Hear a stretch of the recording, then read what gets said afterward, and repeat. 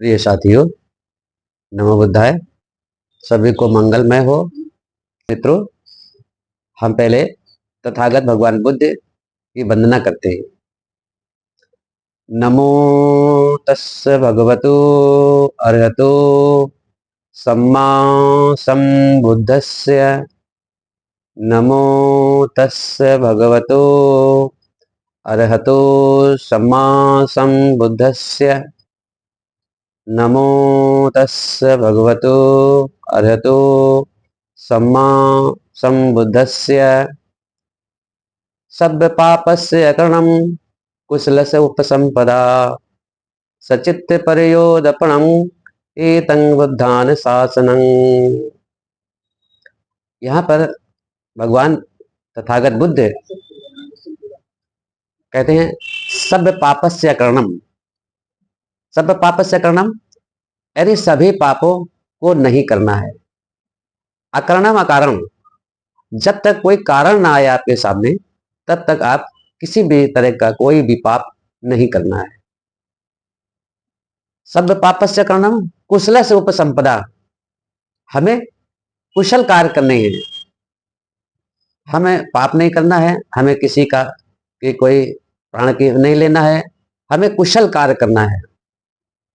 और कुशल से उपसंपदा, और ये कुशल कार्य ही आपकी संपदा है। जैसे जैसे आदमी धन अर्जन करता है तो उसकी एक संपदा होती है, उसी प्रकार से भिक्षुगण या ज्ञानी जन जो है वो अच्छे कार्य करके कुशल कार्य करते हैं और वही उनकी धन संपदा होती है, यही उनकी दीक्षा होती है। कुशल से उपसंपदा सचित्त परियोदपं, कहते हैं कि ये कुशल कार्यों की जो संपदा है यही सचित्त अपने चित्त में धारण करें और इसी पर जो है अपना विचार करें। सचित्त परियोदपं एतं बुद्धान शासनम, यही भगवान बुद्ध का शासन था। भगवान का शासन था जब, तो ये भारत जो है विश्व गुरु था। यहाँ अन्य देशों के लोग जो है शिक्षा ग्रहण करने के लिए आते थे और शिक्षित होते थे। इसीलिए कहते हैं भारत को विश्व गुरु अगर कोई है तो वो भगवान तथागत बुद्ध हैं। उन्हीं को विश्व गुरु कहा जाता है। देखिए, कार्य और कारण, कारण और कार्य, इसका ये वैज्ञानिक महत्व है और ये विज्ञान ही है। इस सिद्धांत के आधार पर बहुत सारे विज्ञान की सर्च हुई है। ब्रिटेन के विद्वान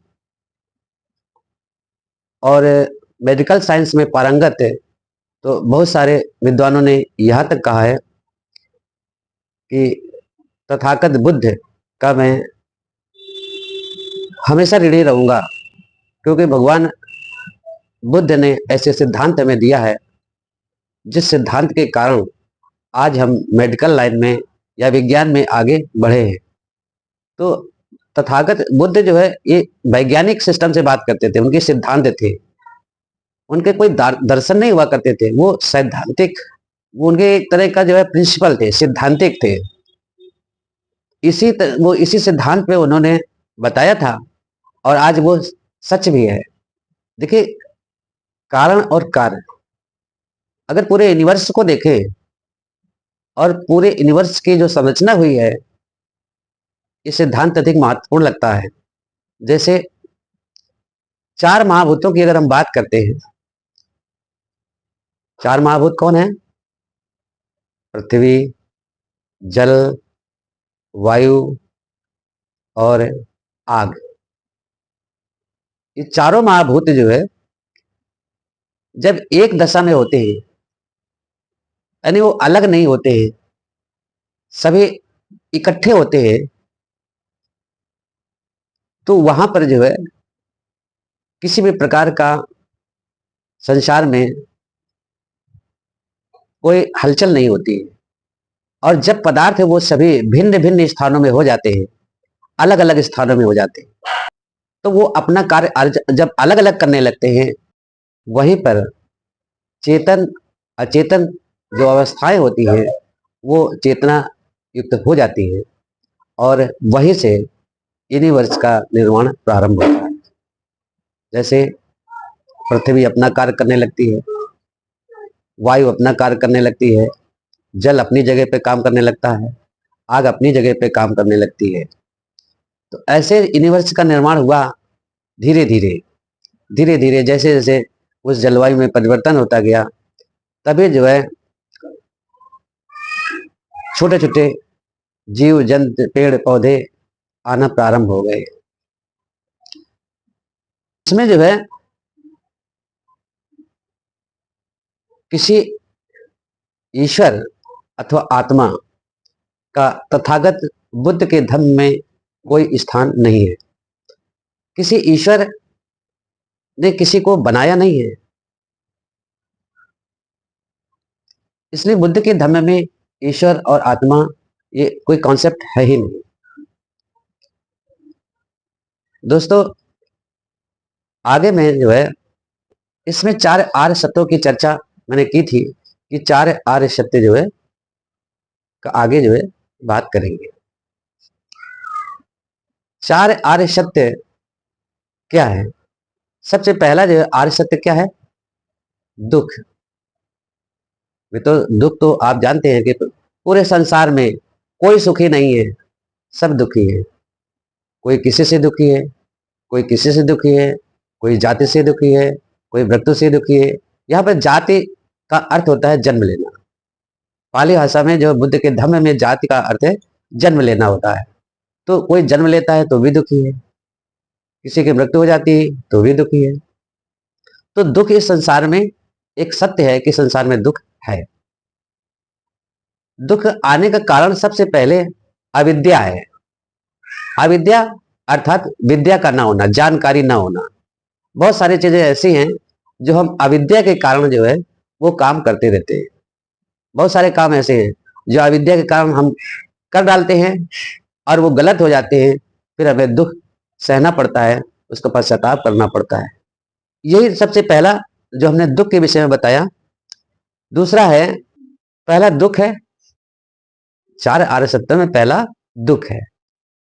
अगर दुख है तो तथागत भगवान ने जो है ये जानकारी की, ज्ञान प्राप्त किया कि दुख है, तो दुख का कारण भी है। दुख का कारण क्या है? बहुत सारे कारण होते हैं जो अविद्या होती है। अविद्या के कारण जो है यानी विद्या न जानना या उसके विषय में जानना नहीं, जानकारी ना होना, वही अविद्या है। और हम कार्य करते रहते हैं तो एक कारण बनता है। अब इसके बाद भगवान कहते हैं कि कारण है, दुख है तो दुख का कारण है, कारण है तो निवारण है। तीसरा जो आर्य सत्य जो बताया कि यदि दुख है और दुख का कारण है तो उसका निवारण भी है। निवारण है तो निवारण करने का एक उपाय है। जैसे मान लीजिए आप बीमार होते हैं और डॉक्टर के पास जाते हैं, तो सबसे पहले आपको दुख है, आप बीमार हैं, तो डॉक्टर के पास जाते हैं तो सबसे पहले आपके विषय में पूछता है क्या तकलीफ है, क्या मर्ज है, क्या दिक्कत है, तो उसके वो कारण पूछता है आपसे। इसके बाद जब उसको कारण मिल जाते हैं, वो डायग्नोसिस करवाता है, बहुत सारी चीजों की छानबीन करता है। जब कारण वो सही सही मिल जाते हैं तो फिर वो उपाय खोजता है, उसके उपचार के लिए उपाय खोजता है, यानी निवारण करने के लिए। आपका दुख है तो वो दुख को विषय में जान लिया, इसके बाद जो है दुख के होने के कारण क्या है उसके विषय में जान लिया डॉक्टर। अब इसके बाद जो है अब वो उपाय सोचता है कि इसको ये कारण से जो है ये तकलीफ हुई है, ये दुख जो प्राप्त हुआ है इस कारण से बीमारी हुई है, तो वो जो है उसका उपाय जो है वो उपाय जो है वो देखता है। अब वो उपाय क्या है? मेडिसिन है। जब वो मेडिसिन दे देता है और उसके नियम पूर्वक जब वो खा लेता है उस मेडिसिन को, वो ठीक हो जाता है। यदि दुख है तो दुख का कारण है, और कारण है तो निवारण है, और निवारण है तो उसके उपाय है। अब उपाय क्या है? अष्टांगिक मार्ग, 8 मार्ग तथागत बुद्ध ने दिए, जिसके माध्यम से दुख है तो दुख का निवारण किया जा सकता है। पहला, अष्टांगिक मार्ग में 8 मार्ग जो बताए हैं, वो 8 मार्ग ये हैं कि सबसे पहले सम्यक वाणी। सम्यक का अर्थ होता है सही सही, यानी वाणी जो है सही सही होनी चाहिए। यदि आप अच्छी वाणी से बात करते हैं, अच्छी वाणी से बोलते हैं, तो वो आप सभी लोग का सम्मान करेगा, हर व्यक्ति सम्मान करेगा, आदर पूर्वक जो है आपको बैठाएगा, सब बात करेगा अच्छी तरह से। तो वाणी में संयम होना चाहिए। बड़े बड़े काम जो है, आपकी वाणी अगर सही है तो काम हो जाते हैं। सम्यक वाणी में आदमी कोई भी हो, वही बोले जो सत्य है। आदमी असत्य ना बोले, आदमी दूसरों की बुराई न करे, आदमी पर निंदा न करे, किसी की निंदा बिल्कुल नहीं करनी चाहिए, अर्थात दूसरों के बारे में झूठी बातें न फैलाए। आदमी को क्रोध नहीं करना चाहिए, अपने मन को संतुलित बनाए रखना चाहिए। किसी भी अवैधानिक भाषा यानी गाली गलौज नहीं करना चाहिए। और एक चीज सम्यक वाणी में यह है कि किसी को भी मूर्खतापूर्वक बातें नहीं करनी चाहिए और ना ही उससे बात करना चाहिए। दूसरी जो है, सम्यक वाणी के बाद जो है सम्यक दृष्टि। मनुष्य की दृष्टि कैसी होनी चाहिए?